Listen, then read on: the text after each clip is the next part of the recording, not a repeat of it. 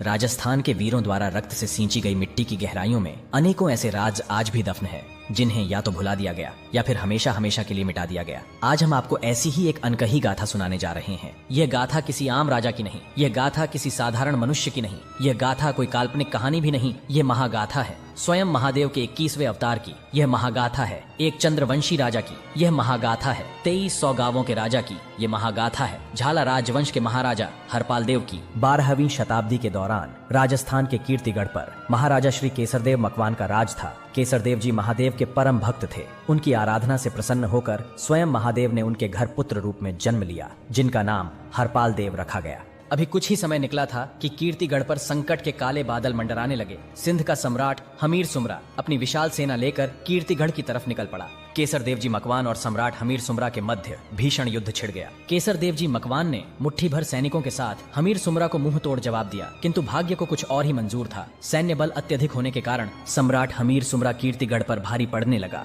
और इस भीषण नरसंहार के परिणाम स्वरूप केसरदेव जी मकवान युद्ध हार गए और रणभूमि में क्षत्रिय स्वाभिमान के साथ लड़ते लड़ते केसरदेव जी की समुचित सेना वीर गति को प्राप्त हुई। इस समय हरपाल देव जी बाल्यावस्था में थे। युद्ध के परिणाम आने से पूर्व ही केसरदेव जी मकवान ये भांप चुके थे कि उनकी हार अब निश्चित है। इसीलिए बिना समय गवाएं केसरदेव जी मकवान दुश्मनों के सर धड़ से अलग करते हुए अपने पुत्र हरपाल देव जी को सुरक्षित जंगल में ले आए और जंगल में ही जीवन व्यतीत करने का निश्चय किया। राजा अपने पुत्र के साथ जंगल में जीवन व्यतीत करने लगे। कुछ दिन जंगल में गुजर जाने के बाद बालक हरपाल देव की पशु पक्षियों से मित्रता हो गई और एक दिन अपने मित्रों संग जंगल में भ्रमण करते हुए हरपाल देव ने देखा एक ही स्थान पर बहुत सारे ऋषि मुनि अलग अलग चमत्कारिक साधना और विद्याएं करने में लीन थे। तभी अचानक हरपाल देव को किसी ने पीछे से पुकारा। पलटकर देखा तो वहां स्वयं महामुनि खड़े थे और बड़े ही अचरज से हरपाल देव के मनमोहक स्वरूप को देख रहे थे। थोड़ी देर वार्तालाप के पश्चात गुरुवर हरपाल देव को अपने साथ ले गए और उन्हें सभी ऋषि मुनियों से अवगत करवाया। तत्पश्चात हरपाल देव नियमित रूप से उसी स्थान पर आ जाया करते। समय के साथ साथ ऋषि मुनियों ने हरपाल देव को विभिन्न कलाओं और चमत्कारिक विद्याओं में निपुण कर दिया था। इसी दौरान हरपाल देव अब युवा हो चुके थे।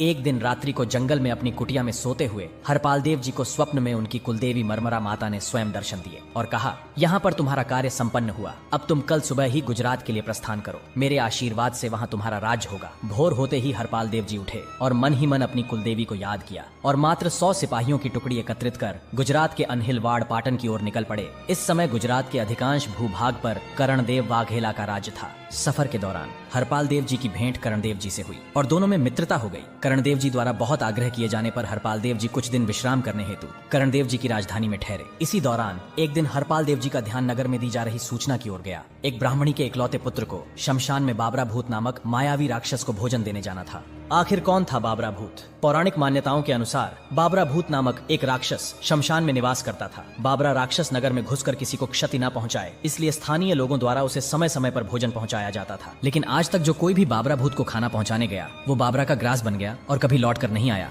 हर बार नगर के प्रत्येक घर से बारी बारी किसी न किसी को बाबरा भूत को खाना देने जाना पड़ता। नियमानुसार आज बाबरा राक्षस को खाना पहुंचाने की बारी बूढ़ी ब्राह्मणी के एकलौते पुत्र की थी। इसीलिए वह अत्यंत दुखी थी। जब हरपाल देव जी ने इसकी घोषणा सुनी तो माजरा क्या है जानने के लिए तुरंत करणदेव जी के कक्ष की ओर निकल पड़े। उसी समय हरपाल देव जी की नजर सामने से आती हुई देवी स्वरूप एक राजकुमारी पर पड़ी, जिनका नाम शक्ति देवी था। शक्ति देवी माता पार्वती जी का ही अंशावतार थी। परिणाम स्वरूप माता शक्ति देवी और हरपाल देव जी एक दूसरे को देखते ही मंत्रमुग्ध हो गए। तत्पश्चात हरपाल देव जी अपने मित्र करण देव जी के समक्ष उपस्थित हुए और उनसे नगर में की जा रही घोषणा के बारे में पूछा। तब करण देव जी ने बताया कि जब वे विवाह कर अपनी रानी के साथ सिरोही से लौट रहे थे तो मार्ग में पालकी में बैठी देवड़ी रानी के हाथ से इत्र की शीशी एक ऐसे सुनसान स्थान पर फूट गई जिस स्थान पर बाबरा भूत का निवास था। यही इत्र रानी के कपड़ों पर भी लगा था। इत्र की खुशबू का पीछा करते करते बाबरा भूत रानी के पीछे पाटन आ पहुंचा, जिसके बाद रानी और राज्य के लोगों को क्षति न पहुंचाने के बदले बाबरा भूत और करण देव जी के मध्य एक समझौता हुआ कि बाबरा भूत शमशान में ही रहेगा और इसके बदले समय समय पर नगर के लोग उसे खाना पहुंचाते रहेंगे।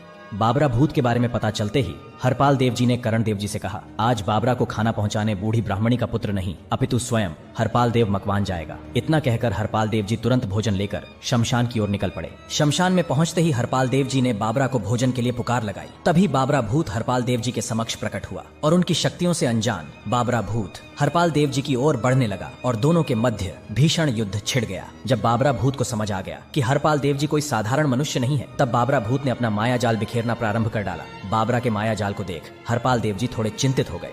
तभी अचानक शमशान की भूमि से एक हाथ बाहर निकल कर आया और शमशान में चारों ओर माता मरमरा की आवाज गूंजने लगी और माता ने कहा कि चिंतित ना हो राजपूत, तुम्हारी सहायता करने जगदम्बा स्वयं आई है। हरपाल देव जी की परीक्षा लेने के लिए माता ने कहा कि मुझे प्रकट होने के लिए भोग चाहिए, मुझे तुरंत भोग अर्पण करो हरपाल देव। तभी हरपाल देव जी ने तनिक भी देर न करते हुए अपनी तलवार निकाली और अपना एक हाथ और दोनों पांव काटकर माता को अर्पित कर दिए, जिस पर माता ने कहा कि मेरी भूख अभी शांत नहीं हुई, मुझे और भोग चाहिए। तब हरपाल देव जी अपना शीश काटकर माता को अर्पित करने लगे। उसी समय माता वहां प्रकट हुई और हरपाल देव जी को पहले के भांति स्वस्थ और कुशल कर दिया। हरपाल देव जी के इस सेवा भाव से माता अत्यधिक प्रसन्न हुई। माता के आशीर्वाद और अपने बाहुबल से हरपाल देव जी ने बाबरा भूत को अपने वश में कर लिया। माता ने कहा, हरपाल देव जी, आप भगवान शिव के ही अंश हो और माता पार्वती जी के अंश ने पाटन के प्रताप सिंह सोलंकी के घर पुत्री स्वरूप जन्म लिया है, अतः आप जाओ और उनसे विधिपूर्वक विवाह संपन्न करो। जब हरपाल देव जी बाबरा भूत को हराकर महलों में लौटे तो यह खबर सुनकर करण देव जी सोलंकी अत्यधिक प्रसन्न हुए और हरपाल देव जी से उनकी इच्छा पूछी। तब हरपाल देव जी ने प्रताप सिंह सोलंकी की पुत्री शक्ति देवी से विवाह करने का प्रस्ताव रखा।